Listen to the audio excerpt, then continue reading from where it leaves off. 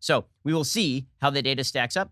If it turns out that the polling is all wrong, every one of these pollsters needs to learn to code, like right now, because there are a lot of polls being done. And here is the thing. Despite the fact that nationally, Joe Biden is up very, very wide, the fact is that the polls would not have to be wrong in order for Donald Trump to win this election. That's the thing that people are ignoring when they are getting very sanguine on the left about how this election is going to go. I'm looking at the Real Clear Politics polling average right now. In the Real Clear Politics polling average, in the top battleground states, Biden is up on average 2.9 points.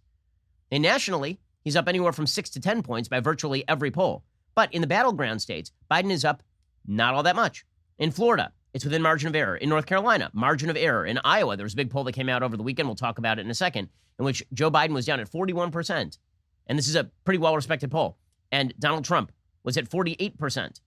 In Minnesota, Biden is up only 4.3%. In Pennsylvania, 4.3%. In Arizona, it is margin of error, basically dead even. In Nevada, Biden is up only 3.6%. In Michigan, he's up only 5.1%. In Ohio, it's dead even. In Wisconsin, he's up 6.6%. Texas is also very close. And Georgia is basically dead even. So what does that mean? It means that there are basically 3 election scenarios that are worth talking about. One is a very, very tight Trump victory. Trump ekes out an electoral college victory. He doesn't win the popular vote. There's pretty much no shot at him winning the popular vote at this point, but it is possible that he picks up North Carolina, he wins Florida, he wins Arizona, and then he picks up one more state, right? He picks up Pennsylvania, or he picks up Wisconsin, or he picks up Michigan, right? Most likely of those is Pennsylvania, and Democrats are very nervous about Pennsylvania, as we'll talk about in a second. That is definitely a possibility, and the polls do not have to be wrong for that possibility to materialize. In fact, if there is a surge of Trump voters on election day, right, there's a lot of focus right now on early voting. Focusing on early voting is almost always a mistake. When you see people, analysts who are looking at the early voting numbers, the reason that's a mistake is because in 2016, they assumed that because so many people were voting for Hillary early, that meant that Hillary was going to win. That was just a bunch of new voters who were voting early. It turns out that early voting might just be cannibalizing the vote from Election Day, right? You meant to vote on Election Day, and instead you were like, you know what? I'm not wasting my time at the polls. COVID's on, and so I'm going to go vote a week early.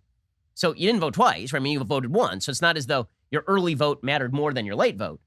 What may be happening here is a bit of a cannibalization of the later vote by Democrats. They're all voting early. Meanwhile, Republicans are waiting until Election Day, and you might get a big Trump turnout on Election Day. In fact, CNN rolled out this possibility yesterday. They called this the Republican surge scenario, and they trotted out this map. The Republican surge scenario is exactly the map that I was talking about, where Trump wins North Carolina, Florida, Texas, Arizona, and he wins Ohio and Pennsylvania as well as Iowa. Right? This is the most likely Trump victory map. The one that we are looking at right now. This is from CBS, actually. Right? This is where Trump wins 279 electoral votes and Biden wins 259, and it's a very close election, even though Biden wins the popular vote overwhelmingly. Right? This is the best case scenario, I think, for Trump. The second possible scenario is that Joe Biden wins, but he wins narrowly. Right? That Biden flips Pennsylvania. Right there. Go back to that map for 1 second. Biden wins Pennsylvania. And if Biden wins Pennsylvania, then that is enough to shift the vote to Joe Biden, right? Basically, everything comes down to Pennsylvania. Now, the big problem, of course, is that Pennsylvania is going to be counting votes for days after the election. So if this thing comes down to Pennsylvania, election night it's not going to end for days on end. The states that report the fastest, Florida reports pretty fast. North Carolina starts to report, but it takes a while for North Carolina to come in. Your first indicator as to how the night's going to go is probably going to be Florida. So if Florida comes in fast and it comes in for Trump, then Democrats are going to get very, very nervous. If Florida comes in blue, the election is all but over at that point, like right off the bat. So Florida is going to be your first indicator as to where things lie. Okay, so scenario number 1 is Trump ekes out a narrow victory. Scenario number 2 is Biden ekes out a narrow victory. Scenario number 3 is that Biden just blows him out, right? I mean, that's a possibility too. Biden is up in a massive way nationally, in a way that Hillary Clinton was not. Hillary Clinton was up 3 to 5 points nationally. She ended up winning by about 3 points nationally in the popular vote, of course. And then she ended up losing extremely narrowly in those blue firewall states, and then pretty broadly in places like Iowa and Ohio. It is possible that Joe Biden bucks the trend here, and Biden pulls it out in North Carolina. He pulls it out in Florida. Like, things have narrowed in the last week or so. And this is the thing. Momentum seems to be with Trump at this point. Part of that is because you knew there was going to be an inevitable narrowing, right? That usually happens at the very end of elections. There's a bit of a narrowing. So that is not particularly unforeseeable. But you could end up with a scenario in which Biden wins everything, right? Right now, if there were no toss-up states, if you look at the Real Clear Politics no toss-up map, then what you would see is Biden winning a fairly broad electoral college victory.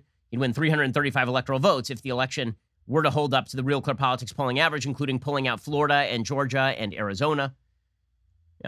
I'm doubtful that it looks like that. My guess is that if Biden wins, it's going to be fairly narrow in the Electoral College and fairly broadly in the popular vote.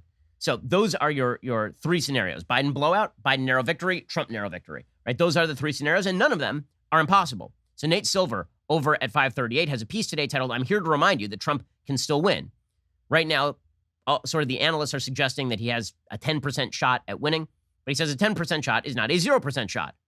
And Nate Silver says, "The reason that President Trump's chances in our forecast are about 10% and not zero, as in 2016, Trump could potentially benefit from the Electoral College. Projected margins in the tipping point states are considerably tighter than the margins in the national popular vote. More specifically, Joe Biden's lead in Pennsylvania, the most likely tipping point state, is solid but not spectacular, about 5 points in our polling average. Without Pennsylvania, Biden does have some paths to victory, but there's no one alternative state he can feel especially secure about." So basically what Nate Silver is saying is that if Biden were to lose Pennsylvania, basically Trump wins the election. While a lot of theories about why Trump can win, about those shy Trump voters, are probably wrong, systematic polling errors do occur. It's hard to predict them ahead of time or to anticipate the reasons in advance. There is some chance, says Nate Silver, that Trump could win illegitimately. To a large extent, these scenarios are beyond the scope of our forecast. We'll get to that in a second, because for all the talk about how Trump supporters are readying for violence and all this, there's really only one group in the country that's readying for violence, and the media are fostering it. The media are fostering a notion that voter suppression is taking over the country, that Republicans are trying to throw out legally cast ballots, and that is just really not true. There's not evidence of widespread voter suppression. We're going to have record voting this year. Voter turnout in Georgia, in Texas, in Florida is at all-time highs. It is not close. There's some chance of a recount, according to 538, about 4%, or an electoral college tie, around 0.5%. And Nate Silver concludes, "Before we proceed further, a short philosophical note. I hate when people use his phrases, such as Nate Silver is giving Biden a 90% chance. We aren't giving anybody anything. Instead, we're mapping uncertainty. In other words, if Biden leads by about 9 points nationally and 8 points in Wisconsin and 5 points in Pennsylvania and 2 points in Florida, how does that translate into the probability of victory?" People have a tendency to go from 90% shot means that there's a 10% shot Trump wins to 90% shot means there's a 100% chance that Biden wins. And that obviously is untrue right now. The bottom line is that if Biden were to win by 2 to 3 points in the national popular vote, then there is a better than average chance, a 57% shot that Trump actually wins the Electoral College. Biden needs to win by somewhere between 3 and 5 points in order for him to win the national election. So we'll see how all of that turns out. High voter turnout, the kind of typical conventional wisdom suggests that's bad for Republicans. The evidence there is pretty mixed, as pollster Kristen Soltis Anderson has said before. I hope you enjoyed that clip from The Ben Shapiro Show. If you did, go ahead and hit the subscribe button so you stay up to date on all of our future content.